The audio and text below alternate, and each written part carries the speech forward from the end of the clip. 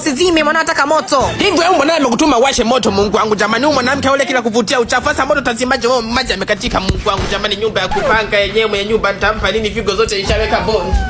Mungu wangu. Ajira usiite watu, utazima wenyewe. Na huku kumekumbwa na balaa gani sebleni? Nilikuwa naota nimetoka chumbani nimeamka nimekuta nimevunja vitu mwanao huyo. Yaani nasema hivi leo kama sio kumtoa na msumeno huyo nitachukua Chelsea nitaukata kuanzia shingoni kuelekea uzazini nitakutenganisha mara mbili wewe na mwanao. Ngoja nikaite majirani kwanza. A few moments later. Kiombo, upo na serikali hapa. Usimguse. Haoni hali yake. Mruhusu aingie ndani. Mwenyekiti, usipoondoka naye huyo leo nitamjandonisha mwenyewe. Tufanane kabisa. Nitamzimisha siku 4 yani asiamke kitakachomkuta kitamvuruga tumbo atahalisha mpaka mimba. Naomba uondoke naye kaale kwako.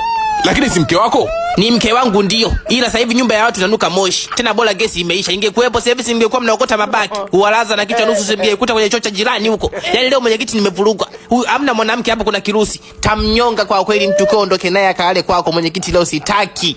Mimi shida yangu mruhusu aingie ndani ili miaongee. Aya ongea na nani? Ongea na mwanao John afanyeje? Hata akipata baba mpya sawa tu. Mimi nakaa na kifo ndani. Mchana amenituma kinyesi cha jini aje anuse. Mimi jini anamkuta na kunya namtolea wapi? Mbona kuvurugana homoni za akili?